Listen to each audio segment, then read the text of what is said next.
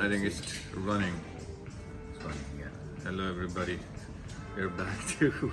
We're back After to. a long time. After a long time, It's yeah, been a while, it's been a long. and it's been at least 6 months now. More than that, I think. Probably. Yeah. So the two in conversation that we started, Yeah. and I thought, of all the places, we'll come to Hilton lobby Yeah. and do a video, and I think it's probably a good time for us to talk about what's happening as we speak. As we speak, yeah. The panic or whatever it is of COVID-19, the SARS virus, right? Yeah.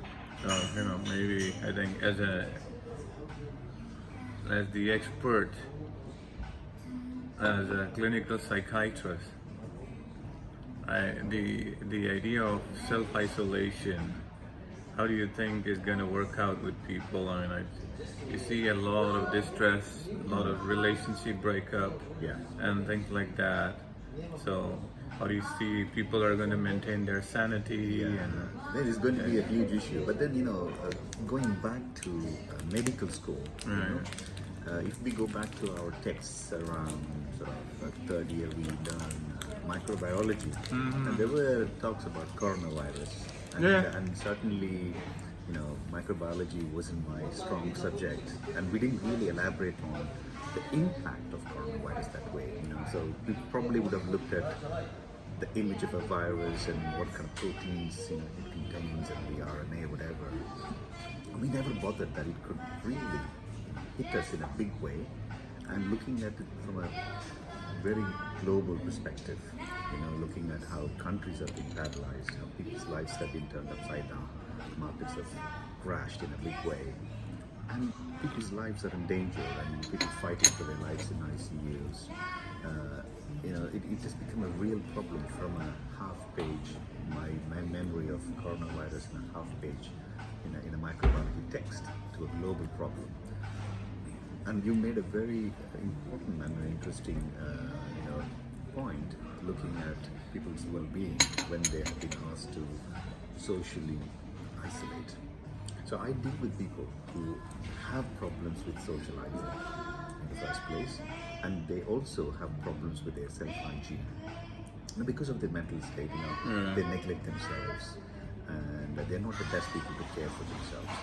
So what I was telling my team this week was this one thing, thinking about social distancing, because it's a term that's been widely used, but we should rather think about it as a physical distancing, but coming together socially, networking, connecting, using technology, writing to each other, whatever format that we take. We are social beings. We need to be connected in some form or the other.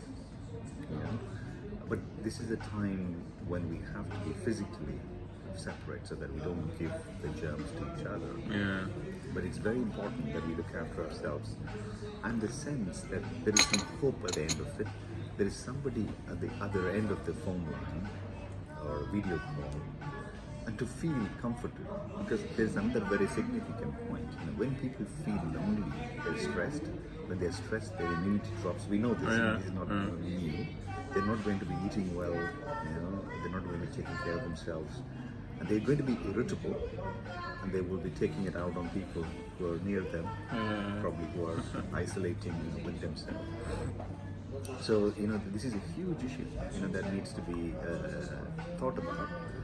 Thankfully, I think technology has helped us to stay connected, and it's good that we are able to catch up after a long time. Where we've taken all the precautions, washed our hands, sprayed with whatever sanitizer that we could find. And we're not coughing, so I think we're probably okay. And but we might get it, because we are out and about, we're part of the health system. We can't completely isolate ourselves from this. But from your point of view, from an economical perspective, one of the things when I talked about stress with one of my colleagues today, he's not from the medical business, and he said, do you get people worried about their jobs? Do you get people worried about their pensions? Because a lot of people have invested in the stock market, for example, house prices, there are people talking about rent freezes or whatever, because many people, sort of have properties, that they rent out and live off the rental. Small businesses and even big businesses, even airlines are struggling. What's your sort of perspective? Yeah, from that's that a very, point of view? the problem is almost impossible to quantify the real economic damage, because as we speak, the crisis is still ongoing. And you could do as many stimulus as you want, but there is market is also largely psychology, human psychology, right? So It's fear. yeah, it's fear, and even if stimulus makes a lot of sense, and to the credit of the government, a lot of what they're doing is the right steps also. But the problem that government also realize, and I think my assessment has been that, if you see the stimulus and then if you see the jump in the cases, you don't care about the stimulus package anymore. You just think there is a lot of jump in people getting more infected. And unless and until, we were discussing this, right? Unless and until there is some stability, and I think I think that is a very important thing, that the panic will stop when there is some confidence in the society that first, okay, there is a therapy, the therapy works, and then down the road there is a vaccine coming through. But we've been through a lot of pandemics. I mean, not in our time, but we've been through tuberculosis in modern society, we've been through influenza, we've been through HIV. And if you look at the history of all of that, and that's your expertise, to see how human panic, lose sense of perspective, and they just get unhinged and panic takes over. And that's my main concern. That's why I thought, somebody who knows a mind, a human brain, should be able to share their perspective. Yeah, no, definitely. Because we have different types of issues now. People who have been suffering from anxiety and depression sometimes feel a bit relieved. I don't know why. That's what they tell me. And they are now able to, for once, focus on themselves. They've always had this existential issue. And there are some others who are very worried about what's going to happen to them, because there's uncertainty and people don't have control over their lives.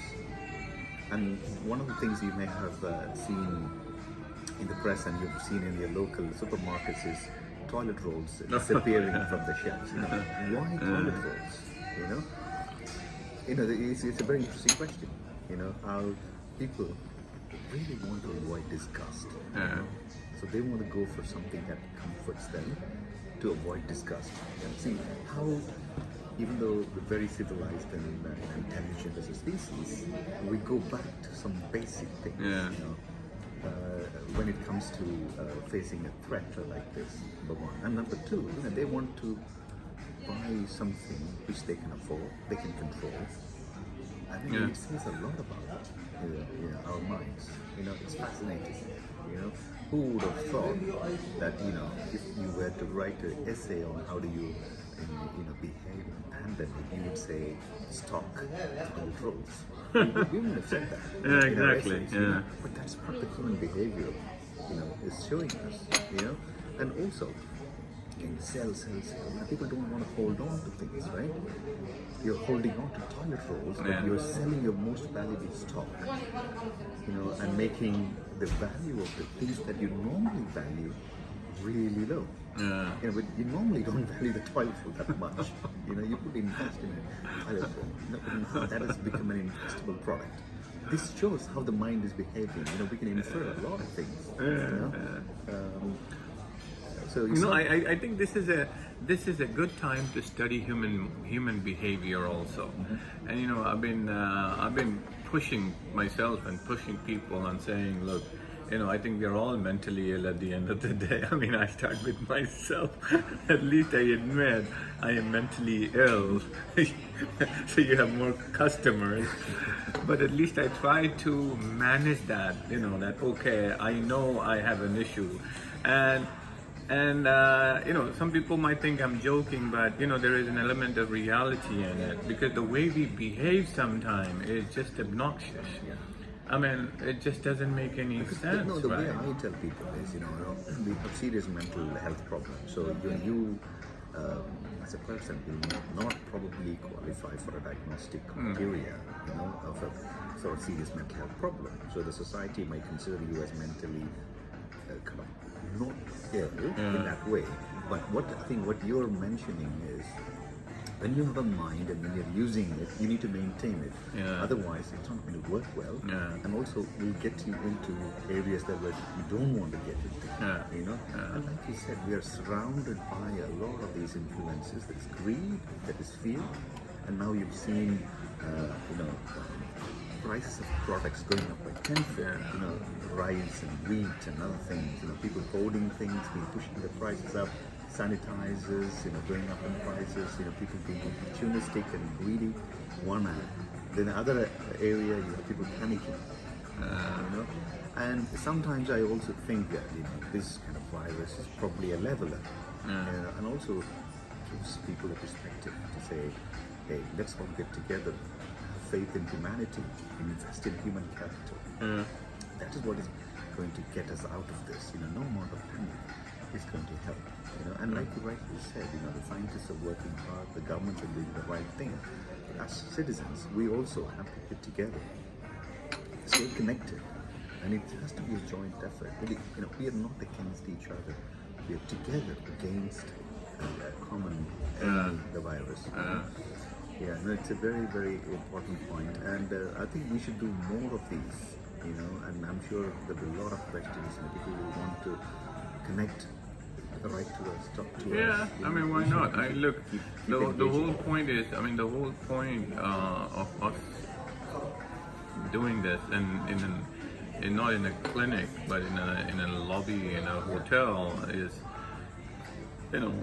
to kind of rationalize it, also to break it into simple structure, and to have as two people who are professionals, who are not influencers, who are not trying to influence the society in any shape or form.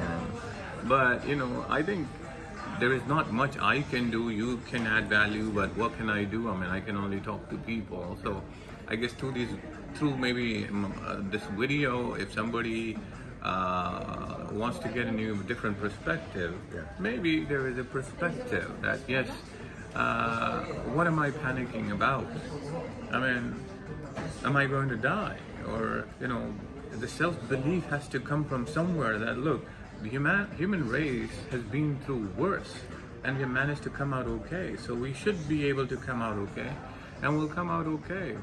And I think, in the next phase, I think we'll talk about that also, because that's very, very important for people to understand that.